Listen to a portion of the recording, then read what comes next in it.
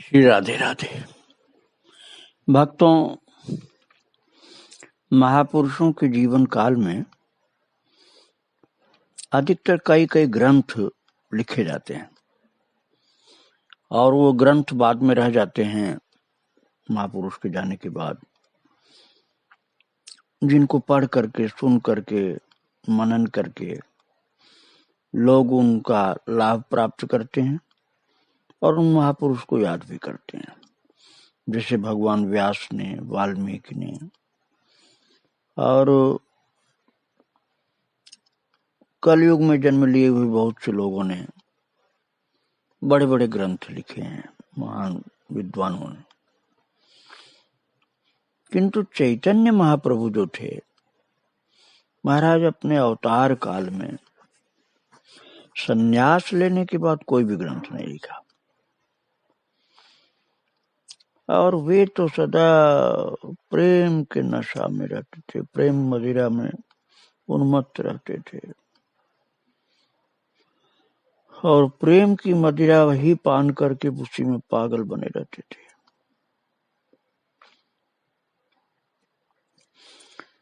और भक्तों, उनका तो जीवन प्रेम का जीवन था। वहां ग्रंथों को पढ़ना पढ़ाना ये सब छूट चुका था, ग्रंथों का लेखन भी छूट चुका था सन्यास के पहले ही। तो चैतन्य महाप्रभु ने अपने सन्यास जीवन में कोई ग्रंथ नहीं लिखा। हाँ, समय समय पर उनके मुखारविंद से लोगों के कल्याण के लिए कोई श्लोक निकलते थे, उन्हीं को शिक्षाष्टक कहा जाता है और उनमें भक्ति का रस पूर्ण रूप से भरा हुआ। भक्तों, आप लोगों ने जिस तरह से निताई निमाई चरित्र को श्रवण किया है, उससे निश्चित ही आपकी श्रद्धा बहुत बढ़ गई होगी। पहले से भी थी, तभी तो आपने श्रवण किया, और अब बहुत बढ़ गई होगी। आप निश्चित ही भगवान की कृपा से इस रस का कुछ आस्वादन करते होंगे। किसी को रस में सराबोर होने की भी कृपा भगवान ने कर दिया होगा, किसी को थोड़ा सा चखाया होगा, किसी को थोड़ा पिलाया होगा और इस रस को पान करके उन्मत्त जरूर हुए होंगे, कोई लगातार तो कोई कभी कभी। अब आपका हृदय घट कुछ न कुछ उससे प्रभावित तो जरूर हुआ होगा, थोड़ा भरा हो चाहे ज्यादा भरा हो। और हम आप लोगों से उसी प्रेम की एक बूंद की याचना जरूर करेंगे, किंतु उसके पहले हम आपको महाप्रभु जी की जो शिक्षाष्टक है उसका परिचय कराना चाहते हैं।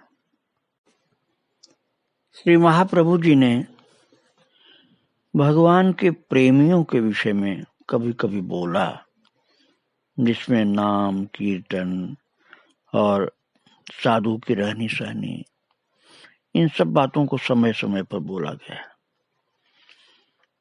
और अपने लिए भी बोलते हैं, अपने भक्तों के लिए भी बोलते हैं। और महाप्रभु जी बड़े भाव से कहते हैं, चेतो दर्पण मार्जनम भव महा दावाग्नि निर्वापणम श्रेय कैरव चंद्रिका वितरणम विद्यावधू जीवनम आनंदाम्बुधिवर्धनम प्रतिपदम पूर्णामृतास्वादनम सर्वात्मस्नपनम परम विजयते श्री कृष्ण संकीर्तनम। भक्तों, इस श्लोक में महाप्रभु जी अपने इस शिक्षाष्टक के इस प्रथम श्लोक में उपदेश कर रहे हैं कि जो श्री कृष्ण का कीर्तन है वो चित्त रूपी दर्पण के मैल को साफ कर देता है, और जो कृष्ण का कीर्तन है वो संसार रूपी महादावाग्नि को शांत कर देता है। और प्रभु का कीर्तन करने वाले प्राणियों के लिए मंगलदायी कैरव चंद्रिका को वितरण करता है, अर्थात शीतल जैसे चंद्र किरण हो ऐसे शीतलता प्रदान करता है। और श्री कृष्ण का कीर्तन जो है वो विद्या रूपी वधु का जीवन सर्वस्व है। महाप्रभु जी कहते हैं ये कृष्ण कीर्तन आनंद रूपी समुद्र को प्रतिदिन बढ़ाने वाला है, और ऐसा जो कृष्ण कीर्तन है उसकी सदा विजय होती रहे, अर्थात वो कीर्तन सबका मंगल करता रहे, ऐसा आशीर्वाद दिया है अपने शिक्षाष्टक के प्रथम श्लोक में महाप्रभु जी ने। भक्तों, महाप्रभु जी अपने शिक्षाष्टक के दूसरे श्लोक में बोलते हैं, नामना मकारी बहुधा निज सर्व शक्तिस तत्रार्पिता नियमित स्मरणेन काल एतादृशी तव कृपा भगवन् ममापि दुर्दैव मीदृश मिहा जनिनानुराग हो। वे कहते हैं, हे करुणा सिंधु, हे प्राणनाथ प्रभु, तुम्हारी कृपा में तो कोई कसर नहीं है, लेकिन मेरे दुर्भाग्य में भी कोई संदेह नहीं है, क्योंकि आपने तो अपने सुंदर सुंदर अनंत नाम प्रकट किए हैं, बहुत मनोहारी हैं वो आपके नाम, और केवल मनोहारी ही नहीं है, उसमें आपकी सारी शक्ति भरी हुई है, और किसी का भी आश्रय ग्रहण करें तो पूर्ण शक्ति मिलती है, और उसमें कोई वैदिक क्रियाकलाप वाली कोई नियम की बात नहीं है, देश काल पात्र के नियम की बात नहीं है, कोई कठिनता नहीं। स्त्री पुरुष हो, कोई भी हो, छोटी जाति का बड़ी जाति का कैसा भी कोई हो, किसी गांव में रहे, शहर में रहे, तीर्थ में रहे, देश में विदेश में कहीं भी रहे, पवित्र हो अपवित्र हो, नहाया हो चाहे न नहाया हो, सब समय वो कीर्तन कर सकता है। इतनी तो आपकी कृपा है, लेकिन मेरा दुर्भाग्य है कि ऐसे मंगलमय सर्व सामर्थ्यवान परम कृपालु आपके नामों में मुझे अनुराग नहीं हो पा रहा है। ये भक्त के हृदय की टीस है। भक्तों, ये प्रभु के सम्मुख अपनी आंतरिक वेदना वो व्यक्त करता है। भक्तों, ये दूसरा श्लोक रहा। आगे आप तीसरे श्लोक में भक्त की रहनी सहनी श्रवण करेंगे, और तीसरे श्लोक में महाप्रभु जी कहते हैं, तृणादपि सुनीचेन तरोरिव सहिष्णुना अमानिना मानदेन कीर्तनीय सदा हरि। कहते हैं कि किसी को भक्ति प्राप्त करना है तो इस प्रकार से उसको रहना पड़ेगा। कैसे? तिनके से भी छोटा अपने को मानो। जैसे तिनका अपने को कोई बड़ापन वाला नहीं मानता, कहीं भी कोई भी उसको चरण से अपने दबा भी दे तब भी नहीं रोता चिल्लाता पड़ा रहता है। और कोई उठा दे तो उठ जाए, गिरा और छोड़ दे तो गिर भी जाता है, चरणों में पड़ा रहता है। बहुत अपने को छोटा बना के रखता है। और जैसे वृक्ष है, सब का आघात सहन करता है, जाड़ा गर्मी बरसात, पत्थर मारते हैं बच्चे, वो भी सहन करता है, दूसरों को फल देता है, छाया देता है। ऐसे तिनके की तरह से छोटा अपने को माने, वृक्ष की तरह से सहनशील माने अपने को। अमानिना, अमानी रहे, कभी सम्मान की अभिलाषा न करे, सम्मान के लिए कोई ढोंग न करे, कोई चाह न करे।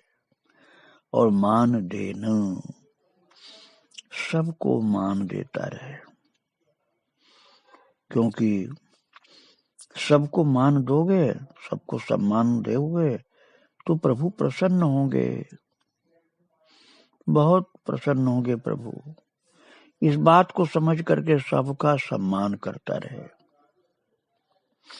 सम्मान रूपी जो संपत्ति है उसको बांटता रहे, कंजूस न बने।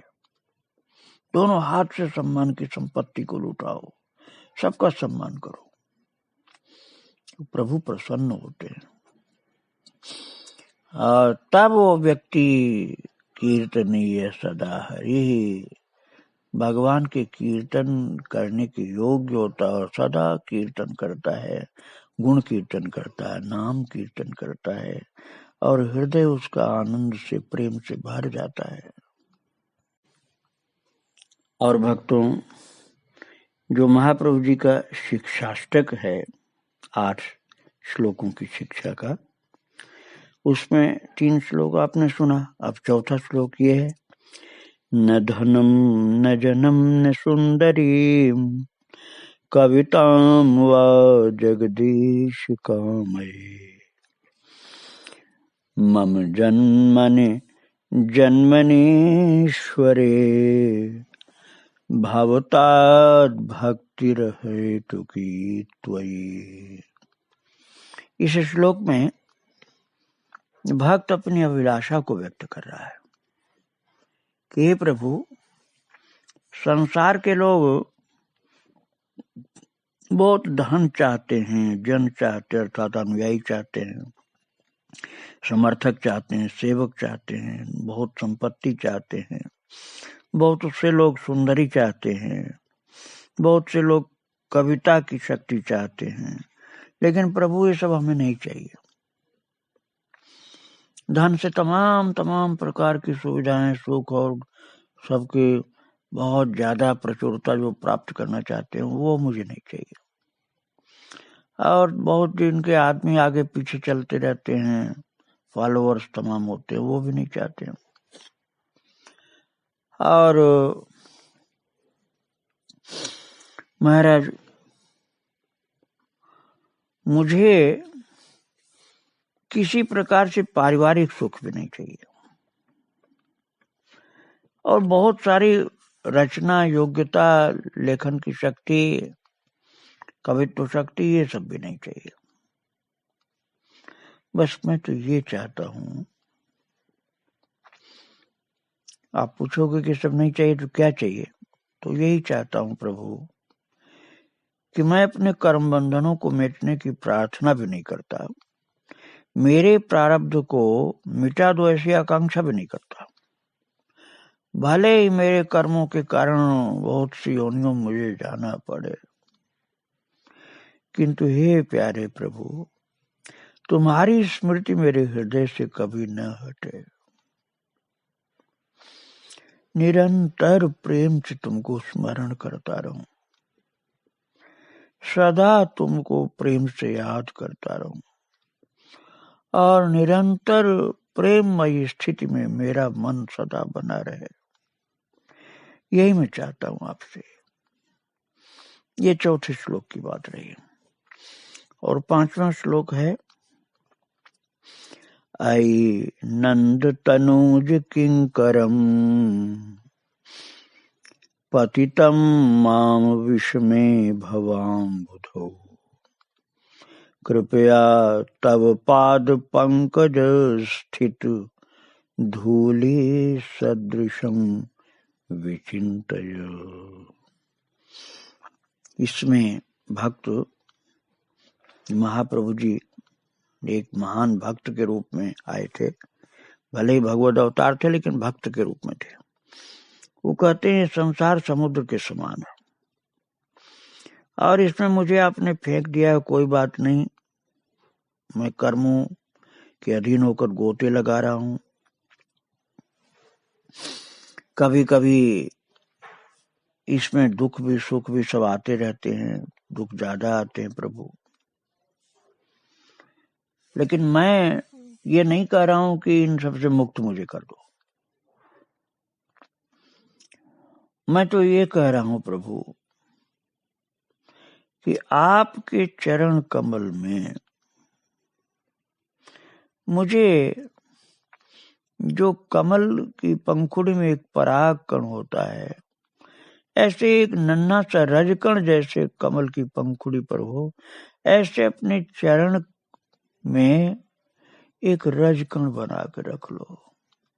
आपके चरणों में चिपका रहूं, आपके चरण कमल की एक रज बन करके मैं रह जाऊं और आपके चरणों का आस्वादन करता रहूं, दर्शन करता रहूं, सेवन करता रहूं और उनसे मैं हटूं नहीं।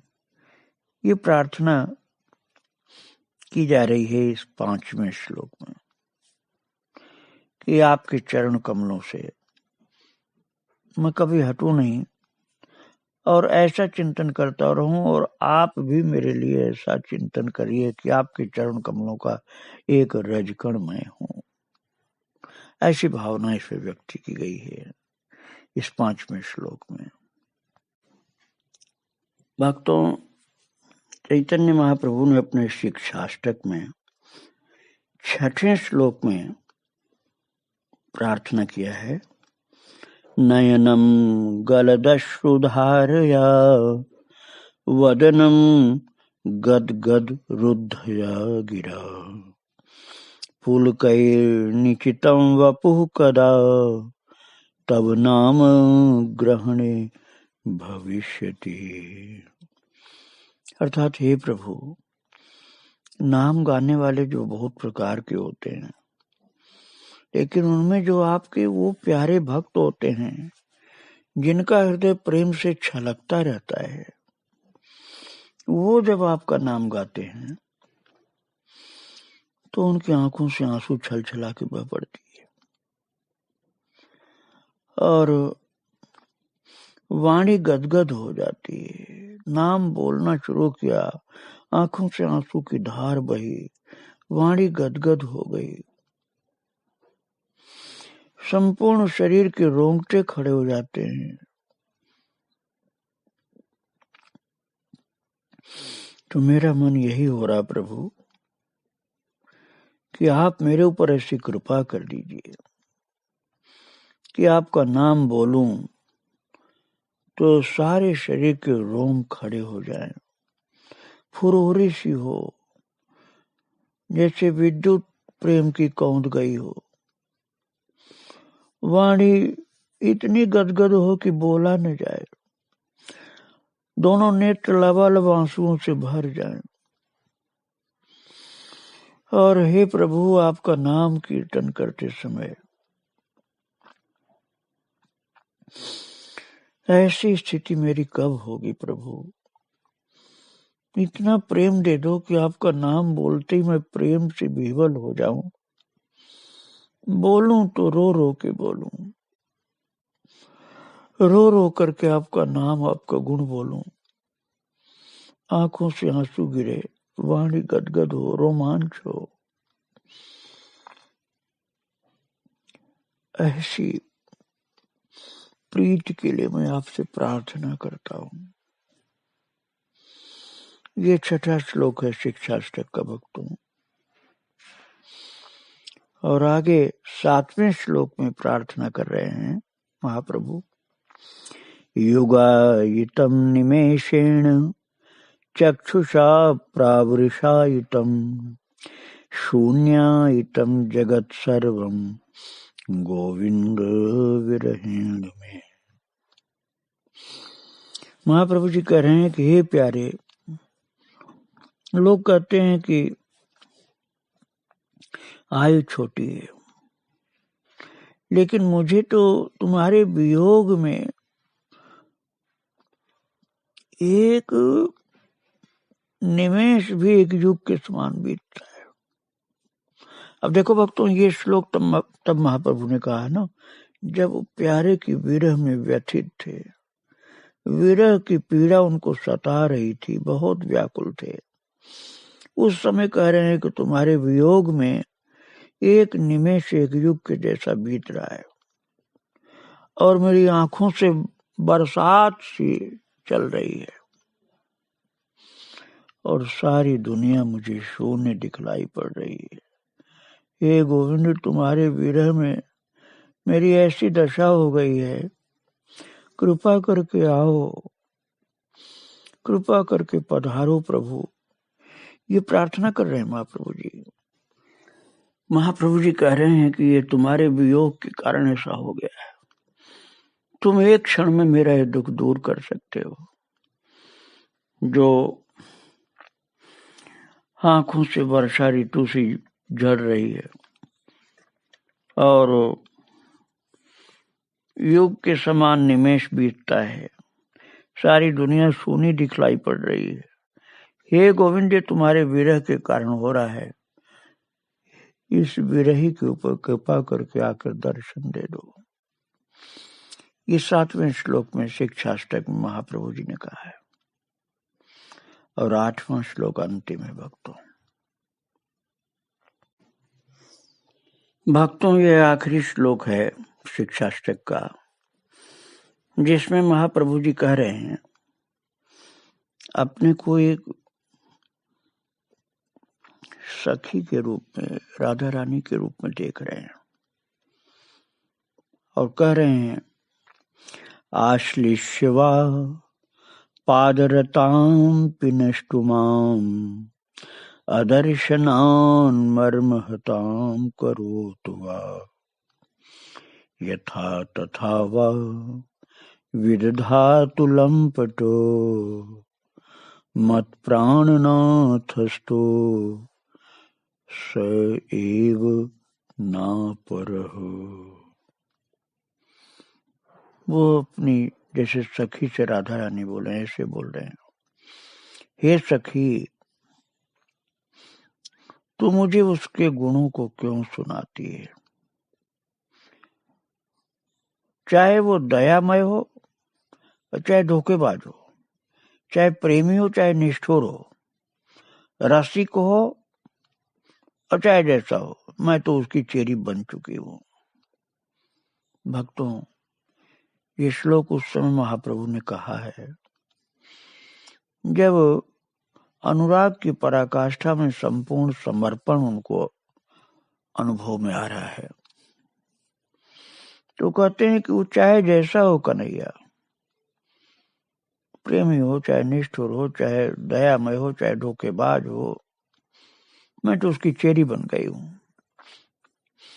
मैंने तो अपना संपूर्ण शरीर अंग सब अर्पण कर दिया उसको। अब वो चाहे हृदय से चिपका करके मुझे प्यार करे,